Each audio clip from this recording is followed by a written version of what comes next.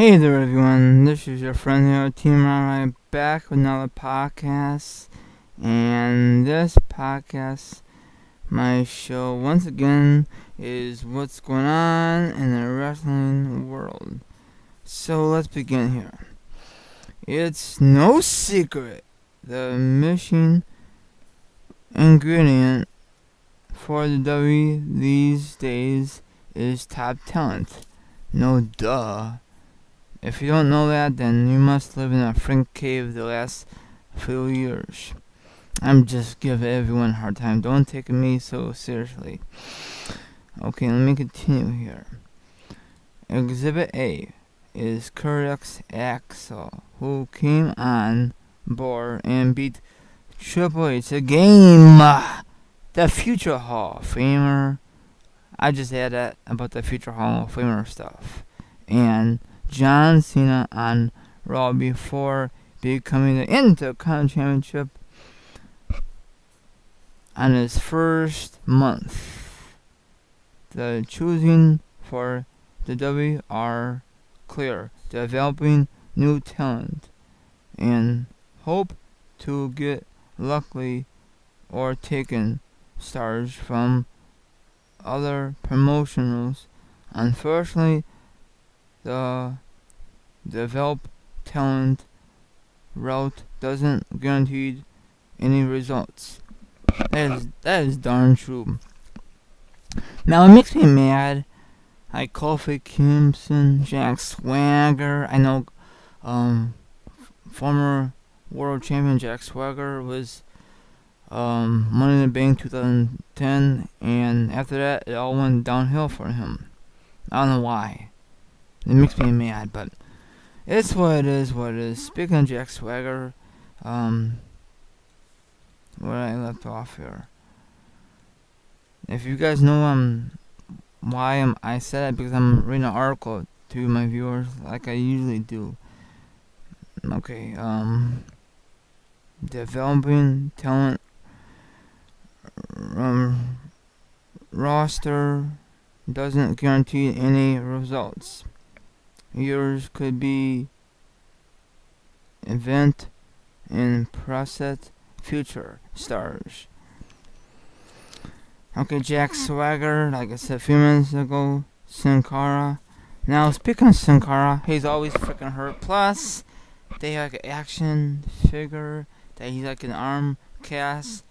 That's very shame. They shouldn't even make a Sin Cara action figure, especially when he's freaking hurt. I guess I don't know if that's really legit or someone's making fun of him. Probably making fun of him because I'm not really a big fan of him. I think he really disappointed the W universe. They thought he would be the next Rey Mysterio, so I'll get about Rey Mysterio in a few minutes. Kofi Kingston, The Miz, John Morrison, and Sheamus. Now there's only two guys who really did very well. Actually, three guys. Jack Swagger, The Miz, and Sheamus. Sin Cara is a total best. Kofi will be in the mid-card position. John Morrison, he had a great run in W, then he had a little incident backstage with this whole Melina bullshit. That really freaking pissed me off. But, politics in the W, Hold on, let me take a little quick water break. I mean, I like John Morrison. He has some great moments, especially at the Rumble. I know he was a tag team champion with The Miz, and I really was shooting stars. I mean, hoping that John Morrison was gonna be the next big star in W, but it didn't happen. The Miz was the next big superstar in W at the time, but that all fell apart. Okay, and while there may be some, let me rephrase. I'm sorry. And while there might be some bright spots along the way, there are no Stone Cold Steve Austin or The Rock in the mix. No duh. Those athletes are dime a dozen. We will never see another Austin or The Rock or similar like that. We've never ever seen that, so we just gotta stick this kind of program, you know what I'm saying? Okay, let me continue here. In the mix, the safe is to go out with checkbook in hand and get the free agency.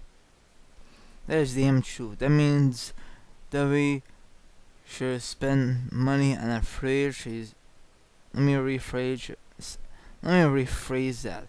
W needs to spend money on a free agency. Huge. Speaking of free agency, RVD is coming back to W at the upcoming pay-per-view Money in the Bank in July, and will be given a very high profile slot.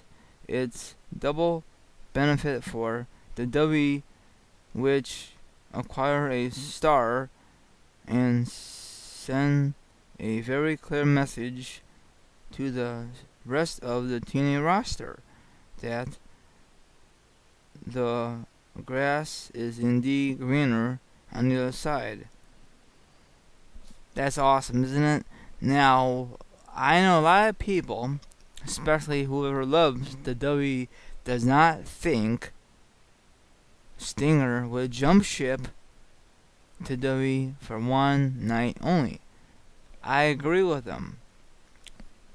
Now, the only reason this will happen if you play the upcoming 2K14 and create Stinger vs. Taker, or if you make some way on YouTube, like some editing. But overall, this match will never go down in WWE history. No doubt at all. Sorry, I wish it did. And they put Stinger in the WWE Hall of Fame where he belongs.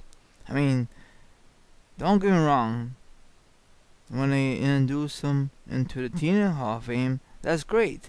But I really wish, speaking of Hall of Fame, I'm sorry I'm getting off key here.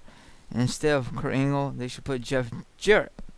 He is the one who is the founder of TNA. You know what I'm saying? I know a lot of people won't agree with me, but that's just my theory. Hopefully next year they put Jeff Jarrett in the Hall of Fame, but probably not. It's not going to happen. Speaking of TNA, there's some TNA news. There's a lot of rumors floating around. Actually, I just put that in here. The latest rumor is that Taz will be the next to return as his TNA contract expire before Money in the Bank pay-per-view. What other TNA stars might be calling WWE headquarters the next day? Van Dam recently said he recently received more promises from a 30-second WWE spot than he did from years of matches in TNA. What do you guys think about that news? Okay, around the ring, look for Jimmy and Jey Uso to continue to enjoy a major push through SummerSlam. That's awesome. Now, hopefully, they'll go for the tag team belts versus whoever's the champion at the time. Now, it might be the Shield. Probably is the Shield because the Shield been on a roll lately. Now, about freaking time the Usos get a major push. What's the deal, Neil? Speaking of tag team, the tag team really pissed me off lately is the Prime Time Players. Now, a while back, I don't know when was this? Maybe like last year sometime. Weren't they like the number one contenders? Then Team Hell No stole their number one contenders title shot, and ever since that, Team Hell No just took names and kicked ass. Now they broke up. Now, do you think my viewers, primetime players, should get another one, um, number one contender for the tag team title shot down the road? I say yes, yes, yes. I know at the time WWE would just focus on Team Hell No, but that group was totally over. Now that's all I'm gonna say about that around the ring and overall about this article. Now I really think RVD will make some awesome spots at the Money in the Bank live from Philadelphia, Pennsylvania, former home of ECW. Now when I saw that awesome promo at Payback, I thought, my brother thought, my friend Nick thought, it's like a flashback. I mean, they're not promoting his DVD. Sometimes they like to have flashbacks because of Money Bank coming around the corner.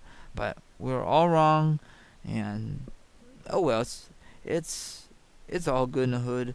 Another thing I want to discuss, speaking of RVD, I might watch an RVD DVD I have, and don't get me wrong, my viewers, that's an awesome DVD. I just hopefully they make another one, just like a documentary. Most of his freaking matches, they did some awesome work on it, and I give W a lot of credit and all good stuff. And I want to ask you another question, my viewers. Do you think that RVD deserve being in the W Hall of Fame in the near future before he hangs up? And do you think that RVD will go back to TNA in the future, or do you think do you think this TNA, when he works for TNA, they close the doors for him? I know he was world champion. Now, I forgot when I did this. I looked on YouTube and look for RVD debut in TNA, and I forgot what year it was. He was facing Stinger. Of course, it was like a big surprise. They said the whole fucking show. Of course, they can't say that on W program. I think it happened like 2012 because I remember seeing it live on Spike TV. But RV did like a sneak attack. It was like an easy win, very short match, and I think that Stinger was the heel and RVD was the face. I'm not really too sure, but you could just tell. I don't follow TNA and watch it every single third night, and a lot of my friends do. And that's all I'm gonna say. Now I like RVD back in the day when he was in W, or actually WF/W, and actually way before that, the ECW days.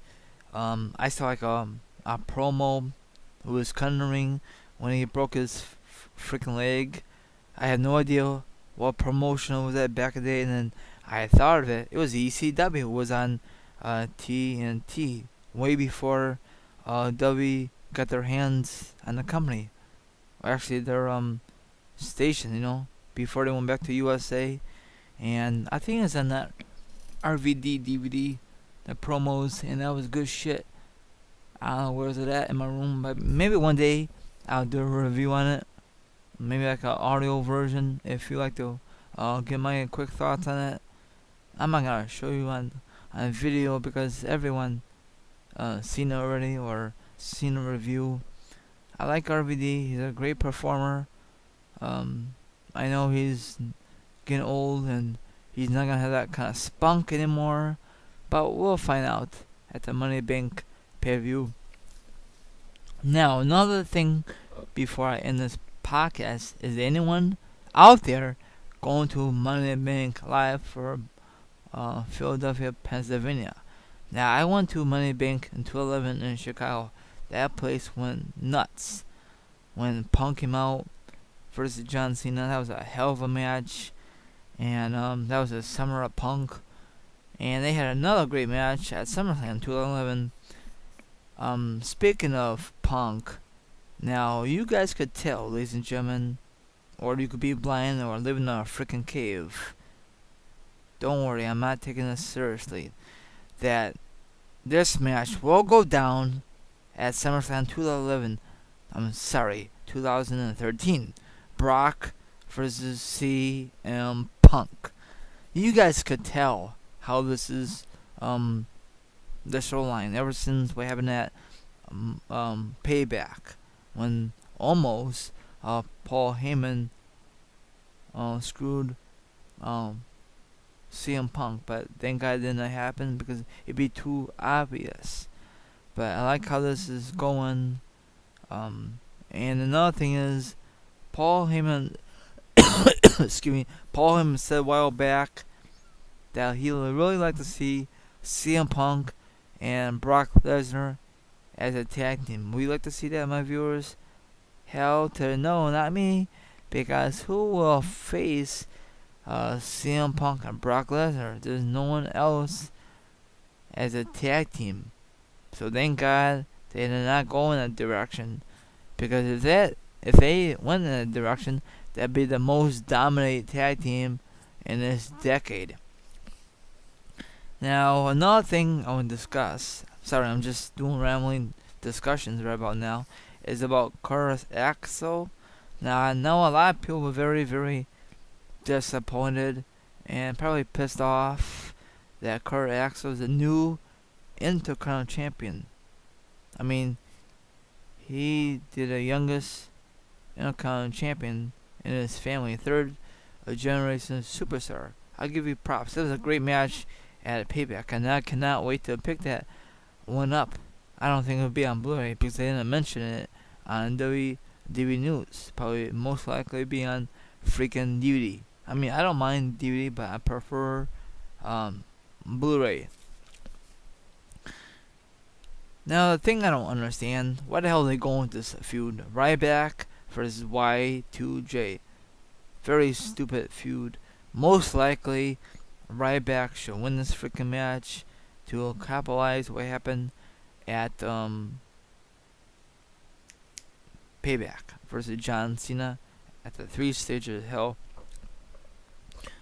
So I don't think Ryback will feud with John Cena anytime soon. Hopefully not, because every time that John Cena feud with anyone on Raw or SmackDown, I mean, once on Blue Moon, John Cena wins on Raw or SmackDown, but the most thing that we want to focus on is on the pay-per-views. Once in a while, John Cena loses on a pay-per-view, but not too often these days. When the last time John Cena put over a new talent? Been a while. Another thing is, what's your thoughts on the Shield have the tag team belts, and the other dude, I think his name Ambrose, is the U.S. champion? I am so glad they put Barrett in the SmackDown Money Bank. About friggin' time. No more Intercontinental title shots. Zippo. Now, Wade Barrett, you must win the SmackDown brand. If not, then I don't know what to tell you. But you're a powerhouse. You kick ass. You take names. Same thing for Sheamus. And I think the Raw will be a lot better because they call it the All Stars for Money Bank. It's gonna be awesome. Hopefully, see some holy shit moments. Same thing for the SmackDown side. It's gonna be freaking electrifying. Hopefully, I just hopefully maybe someone will cash in that same night, or it's gonna be Raw or SmackDown. Most likely, probably be SmackDown, and Raw is gonna keep it for how long that I forgot who oh yeah, Dolph. he had a briefcase for a long time. I just hopefully it's not the same result this time go around, but we'll find out. That's all I'm gonna say. I've been rambling for a while now.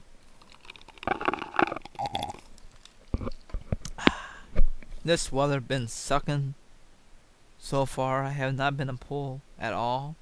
And yes, once it gets warm, I try my best to get some awesome video footage like I did last year. So I'm finally out of here. Thank you very much for listening to all my viewers. And before I let you go, I will have, actually, it should be up, episode 2 of my blog. It's awesome, baby. Awesome. Now I'm out here.